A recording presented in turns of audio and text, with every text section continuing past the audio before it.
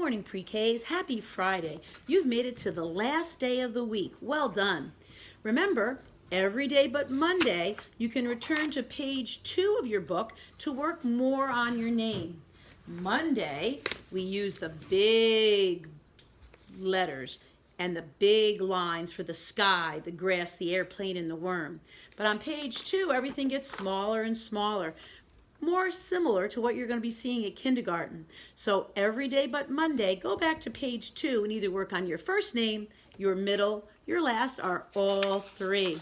Let's start with our first page today. It's more work on foundations, how to form those letters.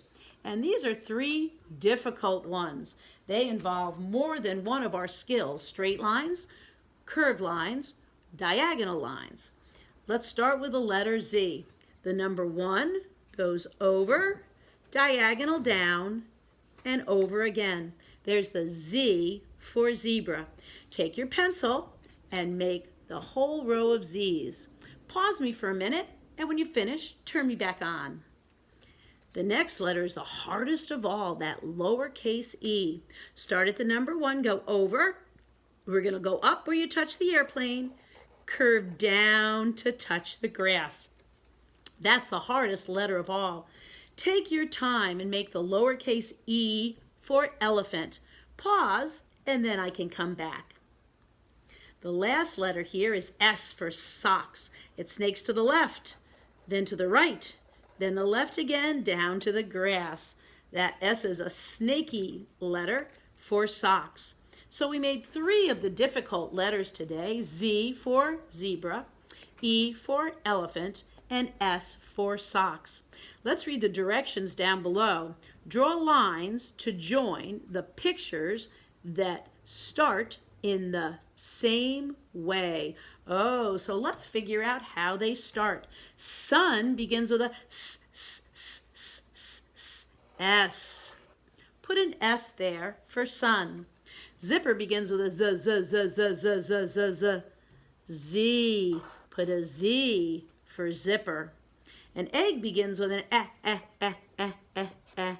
E. Then on the other side, figure out what those words begin with, put the letter next to them, and then draw a line between the 2 things that begin with S, sun and star. Connect them with a straight line. I'll wait till you finish, and then we'll go on to the next page together. The next page is all about the eggs and the mommy bird coming back from migration. Daddy bird builds a nest, the eggs go in it, and then they sit and wait. So it says to draw a mother bird on the nest. Well, that's pretty tricky. We're going to need to use our skills with shapes so we know how to make a bird. I'm thinking the head should be a, did you say circle? I think you're right. I'm going to put the circle head up here above the nest.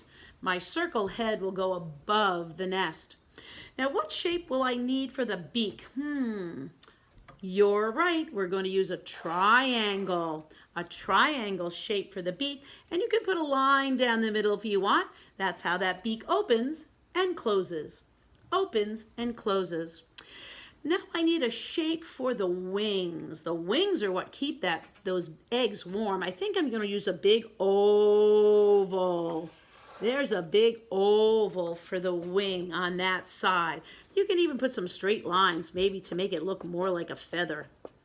And then I'm going to use a half circle for the belly. And there's the mommy bird sitting on those eggs. I'll give her an eye. And you can give her some feet if you want.